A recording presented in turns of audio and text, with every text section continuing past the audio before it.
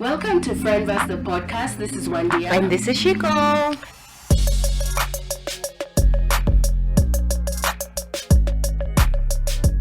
you doing? Hi guys. First of all, before we get into anything, please follow us on Instagram at Friend Vs. Podcast. Yeah. We'd really appreciate it. And tell your friends to tell a friend and, that kind of vibe.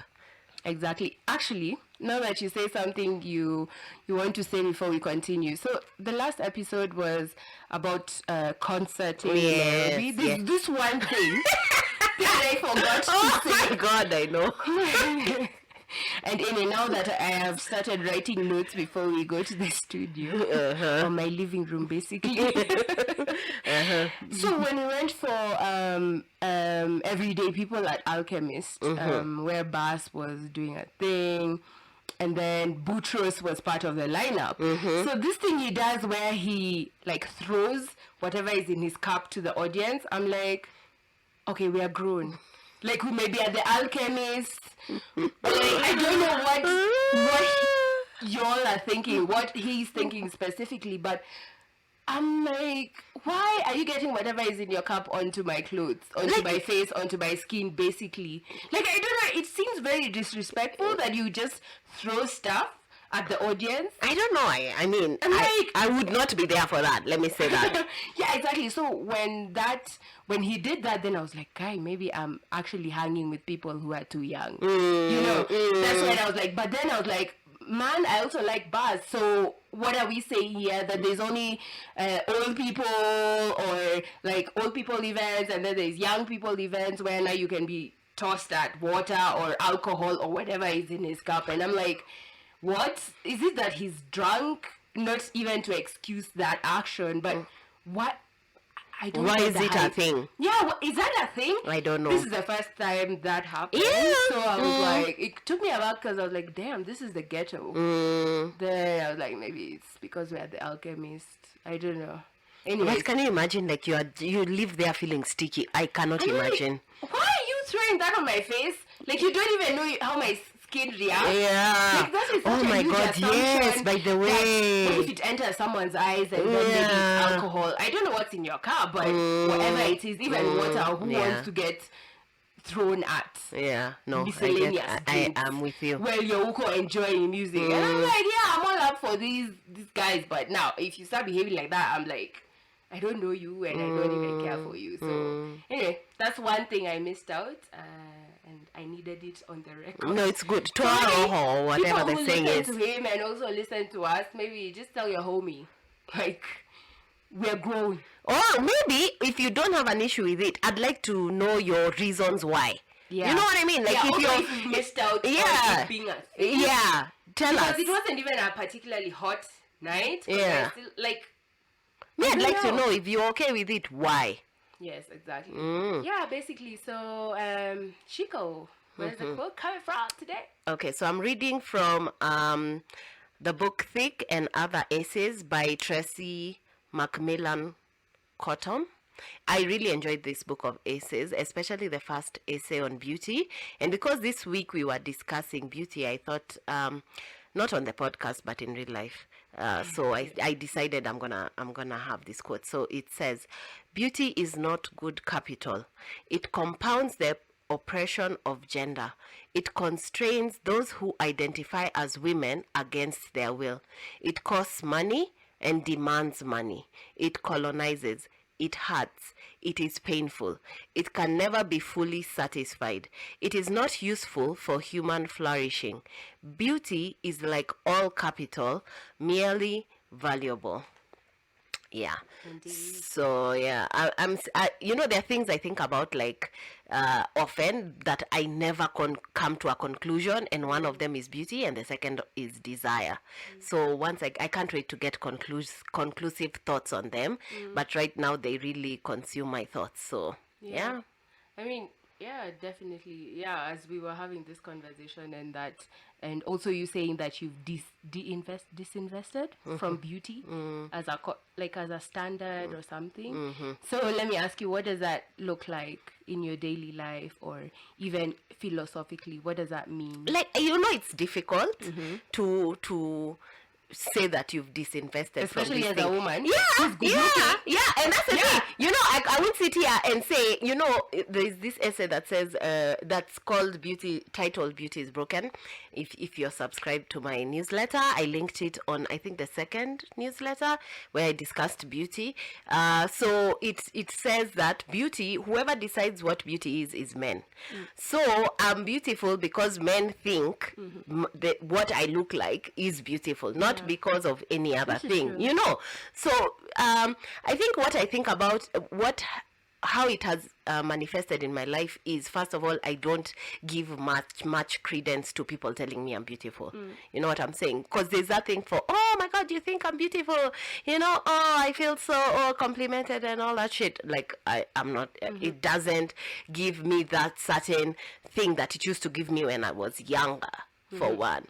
And then I don't feel pressure to do most of the things that people do, because first of all, it's not about, like, I'm like, if you're gonna do the things, or it's your thing, if you do like the makeup and you're with the trends with fashion, you know what, do the thing. For me, I know that's not my thing. The days I used to do it was because I was influenced to do it. You know what I mean? Yeah. So now I'm like, I don't really, it doesn't even bother me. imagine something like, okay, so also realizing your situation. Yes, you're married, and now I look at dating culture, and if you're trying to meet people who maybe if same sex or opposite sex, whichever you're looking for, and it's kind of like that is a prerequisite for also finding that without using happy ending, happily ever after. Let's say that. I mean, what does happily ever after look like? Do you know what I'm saying? Because I feel like happily ever after in most cases ends after the wedding day. Because no, let's keep it real. The happily ever after is the wedding. They will it is not the marriage. Instagram that they are fighting hard. As in, it is the wedding. It is not the marriage. No one talks about marriage. Happily ever after is the wedding. It is not the marriage. So I'm like, what happily ever after are people talking about happily here? ever after is when married people go online and shame single people and be who like, has the time? us, we are married gang. Let me just go on record right now and say marriage is not an achievement. Let me just say it. It is not an achievement. Yes, marriage has social capital in Kenya, because sometimes when someone is disturbing me, and then I'll say my husband, they leave me alone. So those are the two benefits, But technically, my husband is 6 foot, so what are we gonna do? As in, I'm like, it's not an achievement, and anyone who thinks so, you can come, let's discuss. I'm open to discussing this thing. Anyone who thinks that marriage is an achievement, please, let's come and discuss, because I don't think it is. And I'm not, there are many things I could say, but let's discuss today's topic. Yeah. Anyway, I can already see how this could become another topic when you figure out your thoughts, or even in the process of figuring out where you stand, we can still have the conversation around beauty and what disinvesting from it means, how it holds us back, or how you could take advantage of it. Actually we had that conversation of how there's the flip side of how women, especially because it usually works against us, how we can, take advantage of it, because, it's kind of easy to do, Well, and also now that we are still talking about beauty, which I also put in my second newsletter, there's a video that Kimberly Foster, who on YouTube is For Harriet, talks about beauty, and the title of the video is Beauty is a Bad Investment. And there's something she said that I even clipped, because I'm like, that's basically what beauty is to women. And she was like, we must imagine lives outside of the male gaze as women. Yeah. Or as people who identify as women, we must imagine lives outside of the male gaze. Yeah. That's all I'm leaving you with as we talk about conflict and in relationships. And Ciiku has said. So the topic today is healthy conflict resolution. Yeah, so conflict resolution. Already conflict is when people don't agree. Okay, not agree. Maybe it's a bit more passionate than not agreeing, because we disagree often in ideas. On opinions and all that. But now when we say conflict is where we don't have a good standing. Like let's say Ciiku and I are in a fight. Or maybe we've not even acknowledged for each other that it's a fight. It's just that I know tumekosana. There's something that is existing between us that is, tumekosana. We're not really, we're not sure where we stand, basically. Yeah. So maybe how we can start is, what are the easy, when it comes to you, when you look at conflict, when it, in your head, what idea comes into your head when you're thinking of resolving conflict? Even before we go there, let me just say for the record, I don't deal well with conflict. Like, I'm working on it because I'm always doing internal work. But I can admit that I don't deal with conflict well, because what I'll do is just, I'll draw back and then I'll keep quiet. That is how I cope with conflict. Like, I'm not that person who will be like, let's argue until we find a reason. No, me, I'll just keep quiet. I'll stay away. You know, and that's not healthy if we are looking for healthy. So before I even start talking about managing it, so how I deal with it. Because the other day, I was talking about our work situation, and like, when I raise something at work or even in personal relationships, like I've told you, I didn't like when you did this and this. So many people use that as a sign that they should draw back and that you want to give up on that relationship. But basically, for me, when I raise something with you, it means that I actually want us to fix it so that we move on to the next level. No, and that is, I feel like that's the way that we should be doing things. But I feel like, you know, it's like we treat conflict as this thing that means that this thing is over. Or that this thing is not worth it. We want things to be smooth, or we want to sweep things under the rug. It's not. It's not at all. Let me tell you, people like to fake it. They want to fake this happiness 24/7. They want to fake how smooth. You know, people always say, "Oh, we never argue. We are such good friends." That's not a good. We've never fought. That's not a good thing. Let's just call, because there are things you're sweeping under the rug or whatever. There are things you're refusing to accept. You're not having honest communication. Like, there's no way two people who have been brought up differently, have different sets of values. They live their lives different. There's no way you're not gonna have conflict. There's no way you're going to agree on everything. You know what I mean? So I'm like, so that's why I think for me it's very important that I deal with my conflicts better. But even then, know which disagreements to have and which ones not to have. You know, because sometimes I'm like, sometimes it's not important to talk about everything. Exactly. Some things, let's just be like, you know what, I've heard what you've said, and okay. Yeah. Or you kubali, like, this is where you reached and we don't need to fix. We've just reached the end. The end of this particular journey, this relationship.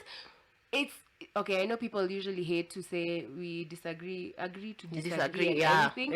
But sometimes I'm just like, it's not worth it to carry on bebaing this energy or investing this energy in a relationship where you figure out, you know what, it wasn't really that deep for me. So I'm like, so I got what you said, but I'm not really gonna insist on me sharing now what I think. Because I'm like, basically, if I'm sharing what I think with you, it means I'm trying to give this relationship some type of fighting chance.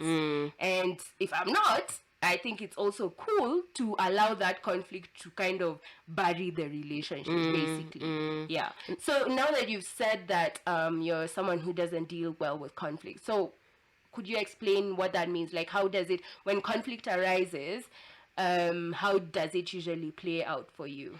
Okay, of course it's dependent on who I'm having the conflict now I'm interested. with. So now compare, like, is it a close person? Like, if it's someone in your family, say it's like someone you don't have blood relation with, but you have a platonic relationship and you're really close. Maybe someone who you're, just, they exist for a particular function and not really your BF. Like, if it's my famo, if it depends even within my family, like, because I know sometimes I'm like, if my parents are so set in their ways, I'm like, I'm not gonna argue with them even though I'm right. I'm just gonna be like, okay, Sawa, that's what you've said. Okay, fine. But let's say if I'm being told to do something or to do things a certain way, I'm like, I'm still not gonna do it. I've heard what you've said, but I'm not going to do what it is you've said. You know what I mean? So, and then there are those people where I'm I'm like, you know what, this person is bad for my mental state. So then I'll divest from that relationship. I'll be like, if it's someone who I still have to have in my life, I'll minimize my interactions with them completely. And that's something. Yeah. And that's something. When you say someone has to be in your life, like, is this like a professional relationship? Is or it like or familial? A friend? Okay. Yeah, okay. It can be familial. You know, familial, you can't divest. This I mean, true. I was at a ratio. You know, you meet these people everywhere, so you can't really divest from them. There are people who do that clean break and they're like, you know what? Like, I imagine also for maybe queer people, especially who've had to look for family outside their biological family. To them, a lot of them have to like say it's been real, it's a wrap, and I'm not gonna be in this situation again. Basically, No, well, for me it's familial mostly. Like platonic, if I've divested, I've divested. By the way, I feel nothing. Like we can meet on the street, but there are some familial relationships that I can't fully divest from. So those ones, but I'll minimize my interactions with them. Like I will not have, like I'll not talk to them as it's those ones of greetings. I'm out. You know what I mean? So there are those that when conflict happens, that's what I'll do. And then there are those where I'm like, the relationship changes. So I won't necessarily have a conversation and be like, oh, I disagreed with what you said, blah, blah. Then I'll just kind of intuit what it means from this conflict, that our friendship is not going to be the same. So I kind of like just change it where we talk, yes, but it's not the same like how it used to be, or you know, that kind of thing. So yeah, but I'm trying to be better where I kind of, you know, talk to people and be like, by the way, this and this happened, you know, then this and this happened, and then so this means that the friendship will change. You know what I mean? When did you last do that? Recently, by the way, very recently, where it was actually an email, and then it was an email conversation. Then I was like, you know, this happened and this happened, and and so we are friends. It's not the same kind of friendship, but we are still in each other's lives, and we consider each other friends. But it has changed. That makes sense. Yeah. You know, when you mentioned that there are these familial relationships where you can really like disinvest in, you know, or divest, whichever word you want. It just made me think, like, you see, still with family, there's this obligation that you need to be there. And it's like, you don't choose it, but it's like, Vile, you've been brought up, you can't just say, I'm done with this. Like, I can imagine, like, for my folks and stuff like that, like, I can't say, Ati, it's a rap, like, you guys don't support me, like, deuces, you know? It's, I feel like it's also very different, like, with a sibling, and also to a level. So, like, let's say for one of my siblings, I have not talked for a long time. After maybe even raising the issue of conflict, like saying, these are the things that when you say it's problematic. So after that, you just know anytime you communicate thereafter is if we have to. You know, there are siblings who exist like that. And I'm like, I mean, if I look at my siblings right now, there are some who, if we don't need to talk, we won't be talking. So don't message me, hey. Like, what do I do with it? But now if like the sibling before me, like Uki's mom says, hey, I'm like, what's up, like, hi Uki, you know, I wouldn't mind being, you know, being chatty or being conversational or meeting her halfway. But this one, I just be like, okay, what trouble are you trying to like bring? So I'm gonna wait for you. And that's the thing. Conversation just. And that's the thing. Let me tell you, the ones you can't divest from, I think the most important for me personally is my peace of mind. I'm like, is this person just coming to mess up with my peace? If so, by the way, don't come and talk to me. Me, I'm like, leave me alone. Like, seriously, let's talk when it's absolutely necessary. And even then, is there someone else you can tell this story, then they come and tell me? Like, it doesn't have to be directly, by the way. I'll still come to your things and whatever, say hi, and, like, we don't need to pretend or small talk. Me, first of all, small talk for family. By the way, small talk for friendship is even better. Small talk for family is painful for me. It's painful for me. Because it results to your job. Think about it, your job, religion, your work, religion. Me, first of all, if you're going to talk to me about religion, stay out of my space. Like, seriously. I'm just like, yeah, so No. now, yeah, no, totally. How is work going? Bro, how about ask me sometimes, are you happy? Like, why you know? Oh God, so such God, things. now that you've said that, so yeah, this has nothing to do with conflict. But now, yesterday, because I was at Aurora show and I was solo, so it was those hands of, oh, metupa bwana wapi. I'm like, Jesus God. Christ, this is why I don't talk to you people. This is why You go I do anywhere, not you talk it's to you a people. ball and chain. Yeah. You can't be As separated. in, You can be different I'm people. like, oh God. That seems like a lot. I don't know if I have that built in. And that's what I'm saying. Like, for some people, conflict resolution, you know what it means? Space. That's Me, what I it would means. not go It back to doesn't that have to be a event. conversation. I really would not go back. No, but now I have to, because the person whose event it is for, I like you them. like. I like them a lot. So I'll have to go because of that, not because of everyone else. Okay, that sucks. Because Yeah? you just know. So this thing comes with this other stuff that you have to do. And that's what I'm saying. For family, it's just so different. It's not like friendship where, you know, first of all, they're friends I made. Let's say like they're friends I made out of like Twitter or whatever. The good thing about when you end those relationships is like you rarely meet them because the common place that you met was social media. Yeah. But and in real life, conscious decisions, like let's say if it's transformed to outside Twitter, it's like you consciously plan to meet. yes. Yeah. So we never meet in real life because our circles are so different. So it's very easy to like, and I'm against this whole canceling people thing because I'm like, let's have conversations. Let's just not be quick to, oh my God, you said this, cancelled. You know what I'm saying? But sometimes there are things people do that they deserve to be cancelled, you know? Yeah. Yeah. So, yeah. But anyway, you tell me, how do you manage your conflicts? Well, yeah, as I said, the way, you know, also for family is different, for work relationships it's different, and even for intentional, you know, personal relationships it's different, whether it's platonic or romantic.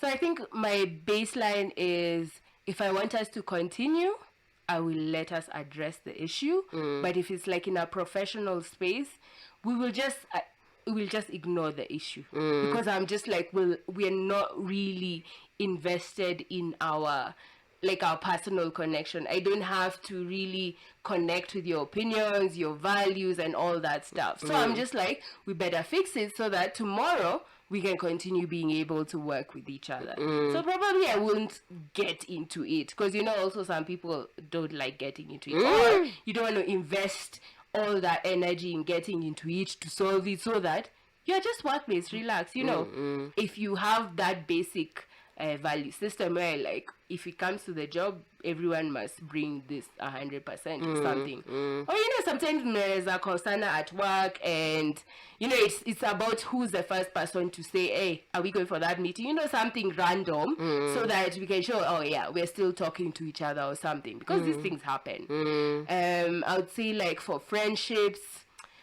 you know, it ebbs and it flows. So definitely I'm the person to be like, yeah, what happened, Jana, or this thing kind of rubbed me like, you know, I will raise it usually. But sometimes, you know, you're tired, and then you're like, maybe it now changes to this thing will transform the way you relate with this person. And maybe you fika like a middle ground, but it's like what resulted, or the solution to that was now your friendship is on this other level, without really having to be like, oh, me and Shiko need to sort this out so that we can go back where we are. Sometimes these things now take us to, well, now we relate in this other way. Exactly. Rather than, yes, we're still friends, but now it's kind of, people are learning. It's like machine learning. Now I'll respond to the stimuli, and now you behave like this, and I'll be like, actually, I wouldn't be exposing you to situations where, let's say you do something about money, you know, then I'll be like, oh, when it comes to money, maybe I won't really, you know, expose you we to such agree situation. completely. Yes. And I'll be like,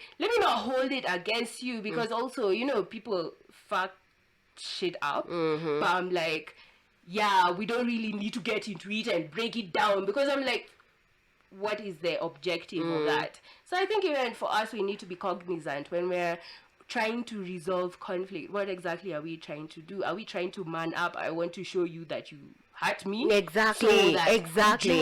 when you only fuck up. Yes. Because I think sometimes people know they fucked up. And sometimes, by the way, it could be you who read a situation wrong. Yes, You know what I'm saying? Yeah. Because sometimes I feel like conflict arises because you expected someone to be a certain way, and maybe that's not the kind of way they wanted Yeah. to be to you. Exactly. And now to go back to what you were saying before, I feel the other thing, when you say that you are the one who brings things up, I'm very interested and very curious right now about how people communicate, because I've realized like one of the biggest problems in our relationships generally is that we don't know how to communicate. Communicate is not about talking. It's not about me, Wandia, coming to you and telling you things that are happening in my life. Yeah. It's also about knowing that you are the person who is interested in hearing about certain things in my life, number one. Yes. And then it's two, why am I telling you this thing? Am I telling you because I want to genuinely share with you, or it's because this is what I believe a friendship should be? Yeah, You know what I'm saying? Yeah. So then we'll have conflict because I'll feel like you weren't there for me, or this thing you said, but I'm like, maybe I projected you to be this person, and that's not who you are. Because sometimes I'm like, okay, so fine, there are people who are just terrible, and a conflict will arise. But then at some point, I'm like, you need to sit back and be like, was there something I did wrong, or was there something I projected onto this person? I'm not saying that's always the case, but sometimes I'm like, we need to look a bit inward and be like, by the way, maybe I should not have told Wantia that, blah, blah, blah. You know what I mean? Yeah. Because you can't also expect that they will behave the way you behave. Exactly. Because a lot of times I feel like, this thing Ati, do unto others that you want them to do unto you. Oh God, please. People are diverse. People behave different ways. So it's up to us. So this whole process, I feel like, to be honest, conflict is how we learn more about each other, because these are the moments where we are pushed to reimagine how people exist to us. Because with conflict, that's makes us, it kind of holds us back. It pauses our assumptions or our beliefs or what has been happening to be like, oh well, this is the new situation. How do we respond to this? Is it that it means that the friendship is over, or it just means that you need to tweak some things, so you're like, we can continue being friends, but then I know not to do these things with you, or to know how to maybe not manage you, but also to respond to, or just knowing how to be friends with someone. Manage the relationship. Yeah, exactly. Yeah. No, for sure. I believe I'm becoming a big believer in, like, first of all, not overestimating how relationships work, because sometimes it's just in your head. You haven't even verbalized these things. It's just in your head that, oh my God, Wanzia and I's friendship is this way, blah blah blah blah, and then when something happens, you're like, oh my God, I can't believe this happened. So it becomes a conflict thing, right? But really, I'm like, Yeah, to be honest, I relate to that, because as someone who sits in their head a lot, I'm like, I will look at a small thing and then build a mountain out of it. And then same. I have been conscious of it. So this time I was like, so this person did something to me. Then I was like, should I catch feelings? Then they're like, no, don't catch feelings, because it literally, this is not something I did intentionally. This is like circumstances. The way things happen, and then now this is the result, and I'm like, I need to place it on someone. And at that point, because I know also sometimes I can build things. Also, you don't come right with this information with anyone who could take advantage of you. So it's like, should I catch feelings? Should I get mad at this? Like, would you be able to reassure someone that this is not something that is a problem? It should not be something you should take like personally, because it's maybe just something that occurred based on your environment or circumstances. And then it's like so easily to deflate that. That's when you know that you weren't really invested in it. It was more also about your ego in carrying this thing that you made a mistake and now you hurt me. And this is a proof that maybe you don't really relationship well, or you don't really know how to be part of this, this relationship, whatever it is. So I feel like also the ego, it brings in a lot of things when it comes to conflict, because we like to say, remember this time you did this, and you're not good at this, this whole thing of repeating and refreshing in someone's mind that you did this wrong. I feel like it happens a lot in many relationships, because it kind of puts us on a pedestal. That thing of being defensive. Yeah. That defensiveness, I feel like we need to sit back and be like, why are you being so defensive? You know what I mean? Like, I feel like, as you said, it's an ego thing where you don't think you're wrong. But I'm like, sometimes, you kind of are a participant in that conflict. Yeah. I mean, you are a participant. It's not wrong or right. It's like... Yeah, true. Things even that are not really... without having to, make a deep dive in what is right and wrong and who really creates the standard and everything. It's more like a situation has happened. Do you want to fix it? Do you not? Regardless of the fact that who fucked up and who did right, who met you in the middle, who met you 3/4 way, and maybe someone met you quarter way, and that's the conflict. That's the thing. So it's up. So we have to be very in tune with mostly also what we want, what also how it makes us feel. Sometimes also I feel like we create feelings for ourselves, like this thing for building things into huge mountains and everything. So I don't know, especially if it's a friendship, I feel like more often than not these days I'm willing to give a benefit of the doubt, where I will give us space to heal, and maybe just find our way back, but also realizing that if I want this friendship to continue, this relationship to continue, yes, this happened, but sometimes I feel like we hold things because of our ego, and it just makes us feel more superior. And at the end of the day, I'm like, this is someone you like, you enjoy their company, and now uki decide to iishe because now you're feeling like, see me, you fucked it up, me I didn't. So at the end of the day, you'll be like, friend, so who is suffering? But now let me ask you, now that you've said that, I'm like, I have a question. If let's say you've decided that this friendship, now you've experienced this conflict, and then you're like, I don't think I want to continue with this friendship. Do you think there's value in having that conversation on why? Or do you just feel you know what, like cutting it off, like just being like, by the way, I don't think we can be friends? Like, do you think there's that value in having the conversation of, oh, this is what happened, and this is why I don't think we can be friends? You know what I mean? I saw this thing for it's good when you ghost Tiana, like both of you ghost each other. But I feel like, I can read your energy also. Even it could be as simple as when we communicate on Telegram, I can probably tell when you're maybe swamped, or when you don't really want to get into it. There's these feelers for I send maybe a funny thing, maybe someone doesn't respond.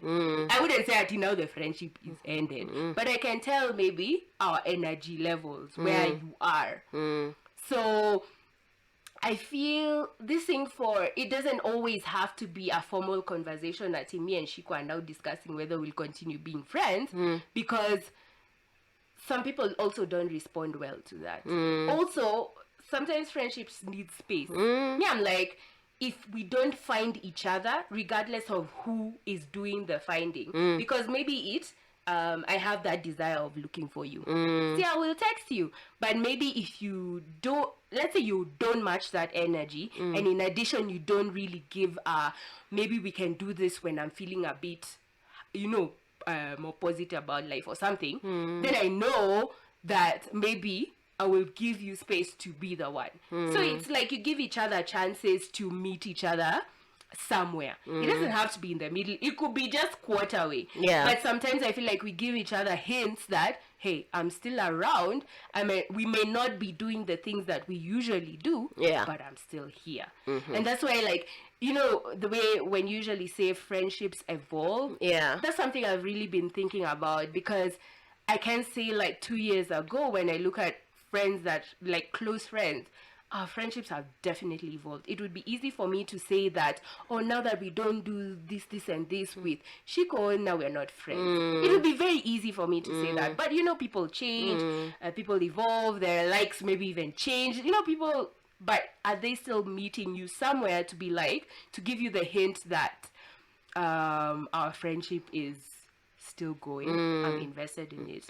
We may not be doing these other things like that, but we're still in it. And then this other thing, for people are different. I will read maybe from, let's say, Ciiku, okay, she's a different type of a person. I'll be like, maybe I'm more confrontational with her than maybe with Dot, or I'm more confrontational with Dot than with her. It depends, because I'll be like, how does this person respond to direct conversations?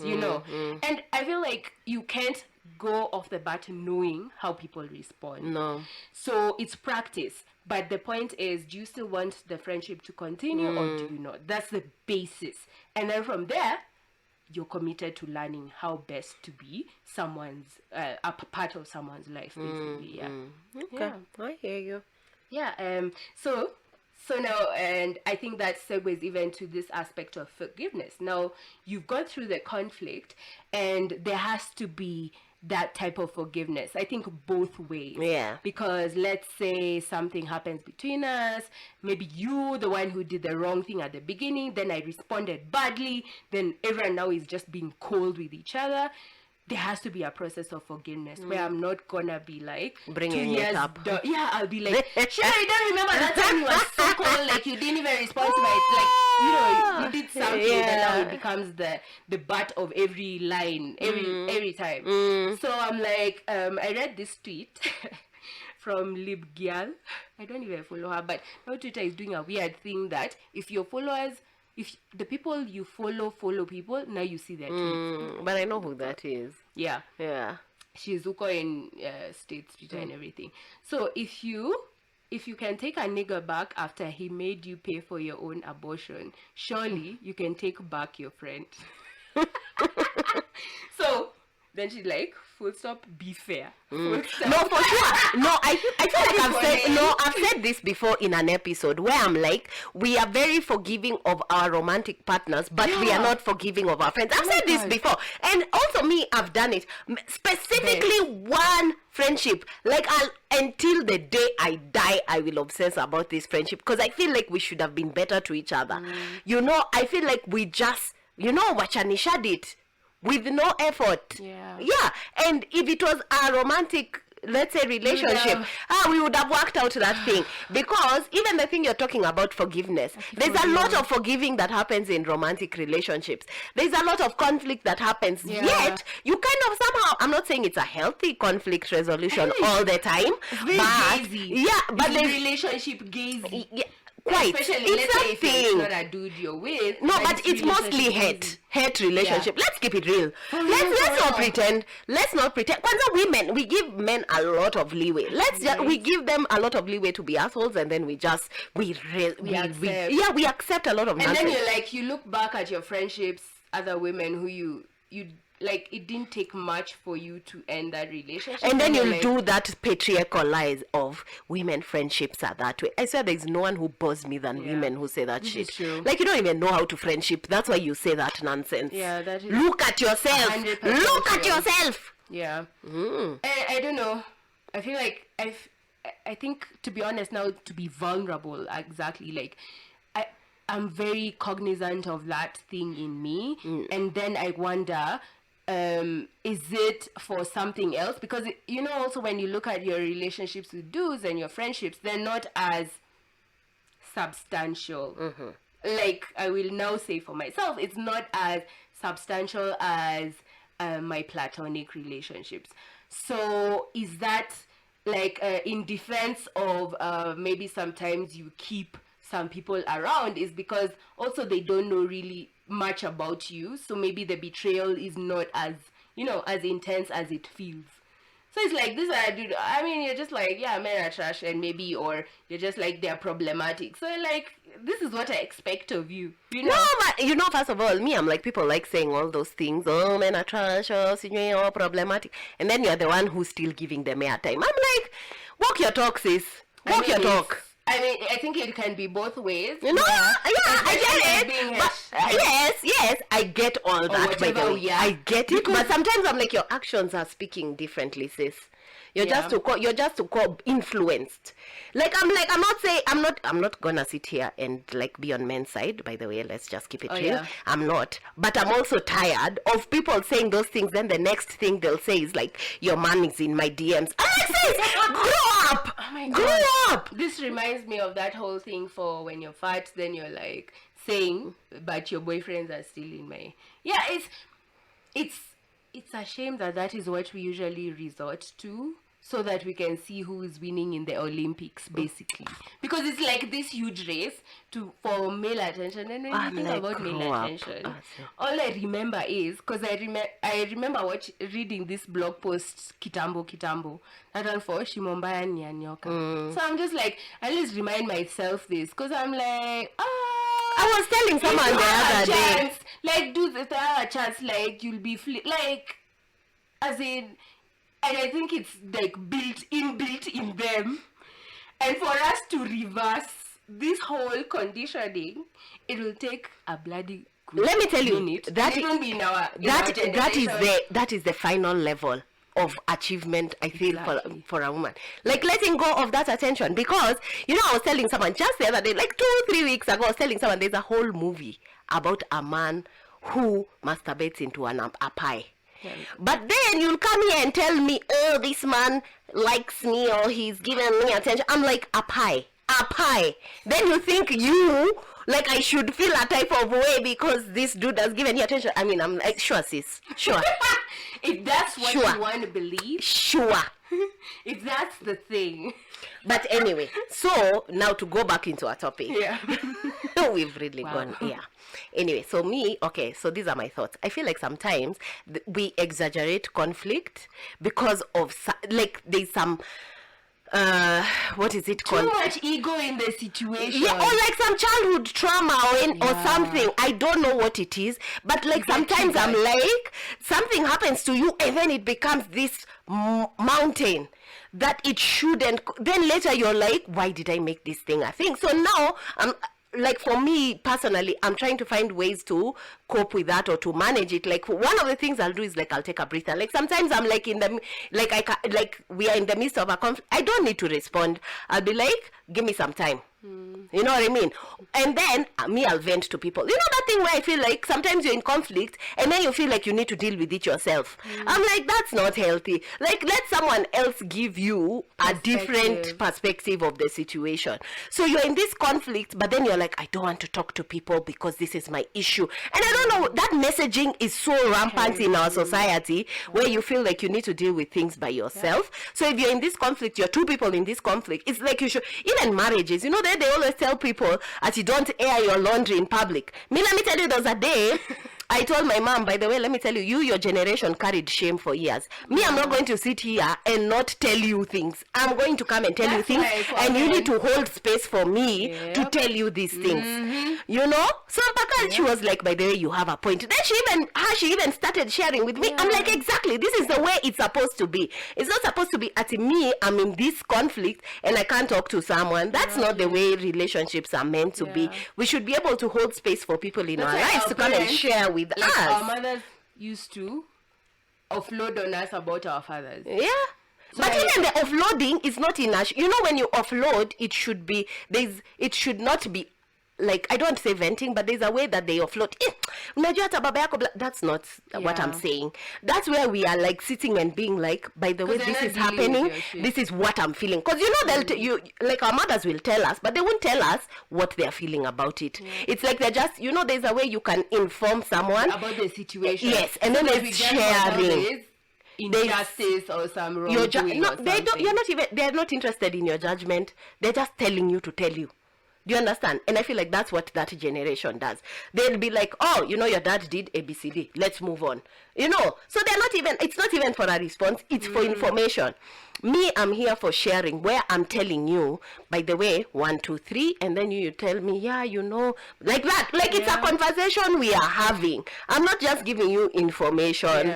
I'm not here for that. So I feel like use that as fodder to now respond the way like I feel like sometimes when someone is offloading for you, Ati, you should listen without you giving your judgment, without giving you your decision, without them, sharing what they think. And I feel like that's not something that's very common, because sometimes I feel like we're usually used to already sharing, like, oh, don't worry, you'll be okay. And I'm like, sometimes that is not even what someone wants to hear. It's more like, how do you delve into someone's sharing so that they can continue, or like depleting that burden or whatever, and you being an effective listener in that situation. Like sometimes I feel like sometimes I don't want someone to give me their opinion, I'll say it in the beginning. I'll be like, I want to tell you something, and I don't want a solution. I just need someone to listen to me, because I really just need to tell someone this thing. So I feel like, and that's why, again, I go back to how we communicate. Because when you start saying something, people listen to respond most of the time. People don't listen at it just then they keep quiet. People are listening because they are ready to respond like this. So I feel like we need to really up our communication, where you say straight out, I'm telling you this thing, but I don't want your advice. I don't want your solution. Are you ready for that or whatever? You know what I'm saying? Like, that's why I'm telling you this thing. Same. I think, to be honest, I feel like that's a lesson for everyone, because sometimes I think we also get carried away that, oh, we're the ones who know, and probably our advice will be the one that will, change your life. I've been through it and everything. And sometimes, you know what? I just want to just know that there's someone else who knows about this thing that has been weighing on my mind for forever. Exactly. Or there's this thing I'm doing right now that I just need to breathe, because it doesn't seem like, because sometimes I feel like we build it in ourselves like it's this huge thing, and then it's building pressure in us, and we feel also that pressure that maybe we might make the wrong decision. And sometimes this idea of making the wrong decision as an individual, if this is already what I want to do in my head, and then I tell someone that, then now they try to change my mind around that. I'm like, I don't know, it puts me in such a negative funk, because the thing is, what you need to do and what you want to do, and more often than not, when I'm coming to you with it, it's more like to either hear yourself think, exactly, and so that you can picture it in someone else's mind, that whole thing. And it's more the process rather than what the conclusion will be at the end of it. So I don't know, I feel like even in these situations, it's like a lot of listening and a lot of communication. And we've said this so many times, that communication will be a 1.0, 2.0, 5.0 class, because we'll never quite, there's always something that there is to learn about communication. In each and every scenario, we'll communicate differently, we'll communicate to different people. And and I really like when you said that, sometimes we want to offload it with someone else to now process that. And but even when, and the other thing I want to say is, even when you're offloading to someone, whoever you decide to, like, there's a way we do our relationships, and myself included, that I feel like also leads to more conflict, because you'll go and offload to this person who doesn't deserve to hear this story. Do you understand what I'm saying? But because you're like, oh, I want this person to be my friend, or like, if I share with them this thing, now we'll be closer. Like, that brings more conflict into your life. Like, do you know what I'm saying? It puts people in awkward positions. So like, okay, what do you want me to do about this?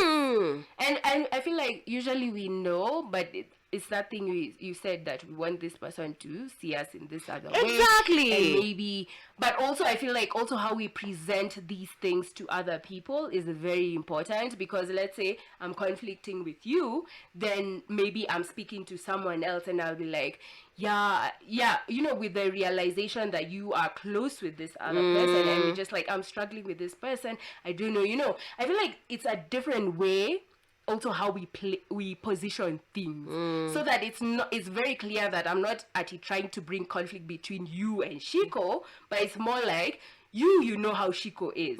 So what do you think about this situation? How do you think we should go about it? do you think maybe I'm approaching it in the wrong way and everything. So also I feel like we need to also be very careful when we're sharing with someone else. Is it creating a boundary between these two people? Are we A barrier even. a barrier, whatever. So we need to take consideration of that. Also, sometimes we think we have many friends like that, but when you think it's not that many, bro. So you don't want to start creating things out of nothing.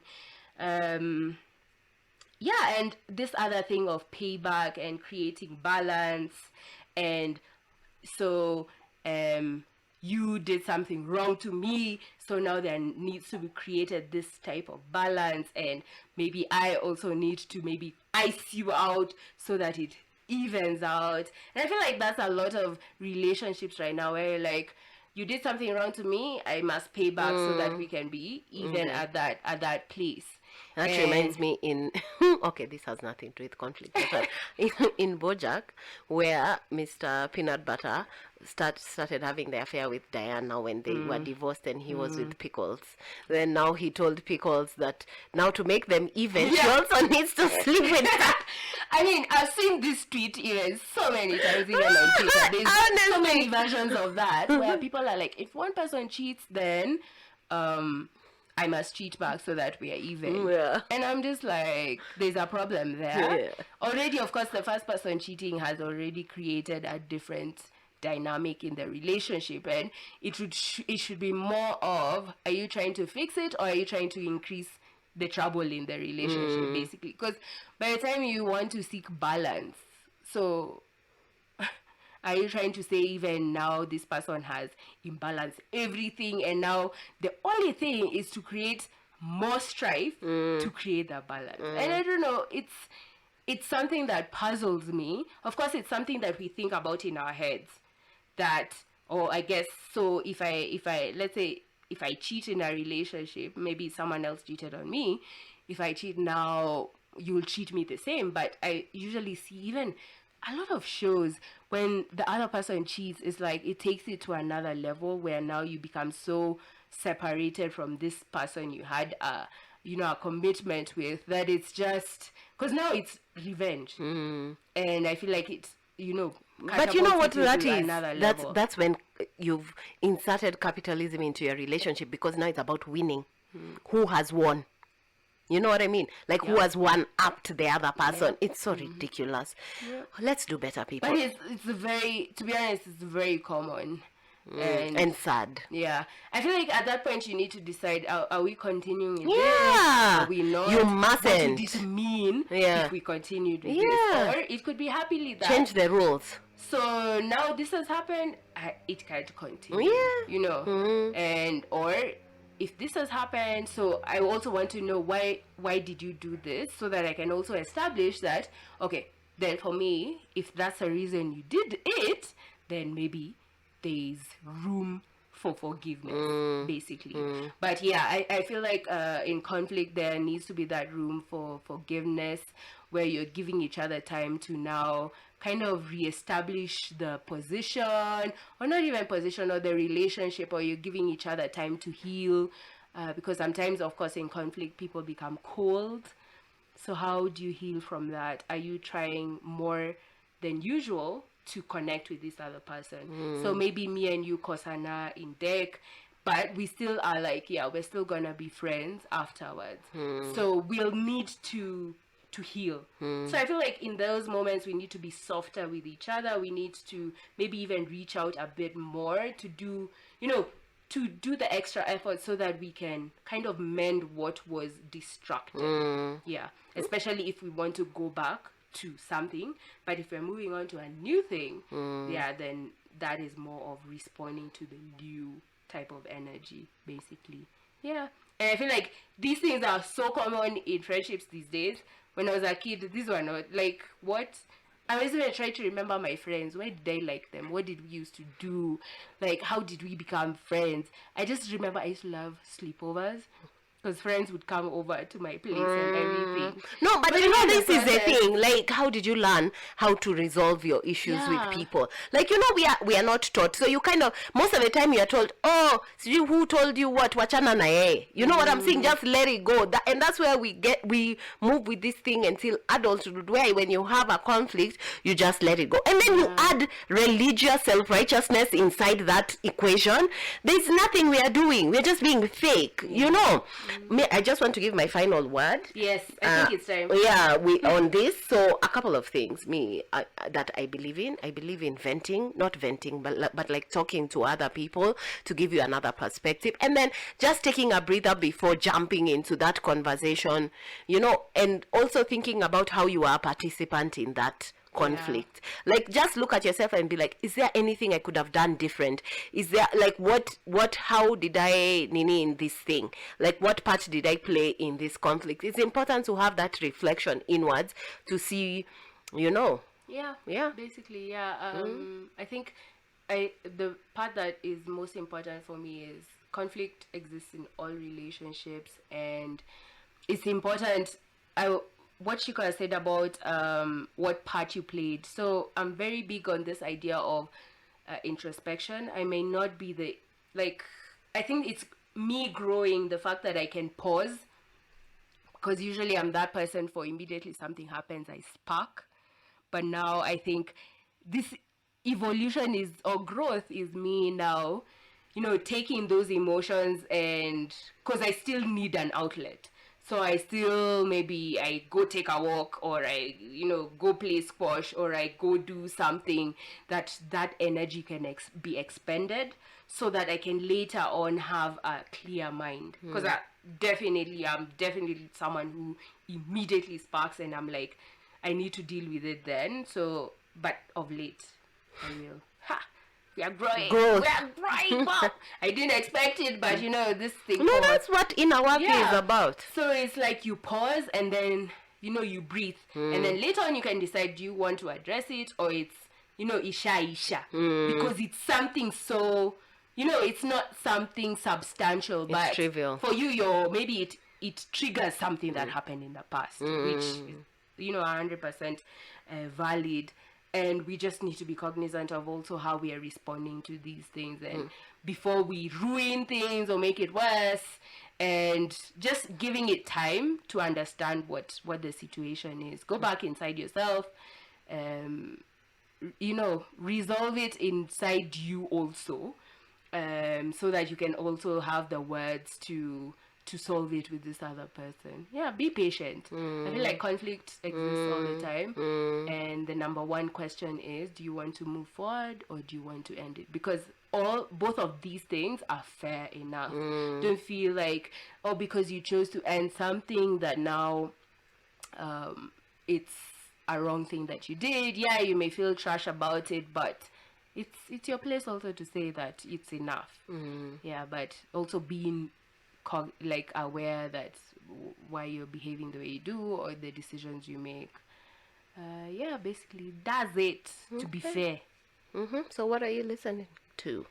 So before this podcast recording, I was listening to, what was I listening to? I was listening to D'Angelo. What album is that? Oh, which one? How does it feel? Classic. The song that has that. Voodoo? Yes. Voodoo. Okay. Yeah, I was listening to the Voodoo album. I don't know, of late I've been feeling like I want to listen to old school music. Maybe I'm in that period in my mind where I'm like, I want maybe to remember good memories and good things. So I've been looking back at, you know, those things that make me happy, and I was just, maybe I'm reminiscing of when things were simpler. Let me tell you. Do you know what I've been listening to? This is so surprising, because I've been listening to Voyage to India by India. An amazing it's such album. a good album. Oh my god. Oh my god. Oh my god. Listen to Stacey Barthy also. Yes. Yes. Also, that is content. Yes, but I'm And listening to Indiari, Voyage to India. and it was so weird. Someone I follow on Black Twitter wrote that people like he was listening to Voyage to India, and then he was like, listen to all these classic songs that were out of that album. Let me tell you, and it's a double album. Yeah, it is excellent, a good body of work. Album. Honestly, it's like a playlist of mine. Oh, yes. She gave us the things. She gave us the things. Yeah. I mean, I hear she's not a good person, but she gave us the things with Voyage to India. Really? Yeah. According to Black Twitter, she's not. So yeah. You know, I found a lot of music people. Like those days for India, Jill Scott. See, even D'Angelo. That's what, like you said, D'Angelo. It's the whole soul movement. Yeah. Those days, but then that was New Soul. I remember there's a video of when Issa Rae is on Genius talking about the lyrics where she's been mentioned. So there's a lyric where she's been mentioned in an R&B song. It's I'm forgetting right now. So she was saying she misses that R&B where people were talking about love, and it's not about this bitch, this hoe, and I have all this money and all that, which is what R&B has devolved to. And let me say, like mainstream R&B, because there are still people who are doing about love and all that stuff. So it was begging, just the begging, the nehus and all that good times. Anyway, keep listening to music. Music is that thing. Yeah, exactly. Anything else? No, that's it for me. Alrighty, thanks guys. Yeah, bye. Bye. This podcast episode is recorded with the assistance of Ed, a filmmaker whose work you can explore on yb.co.ke.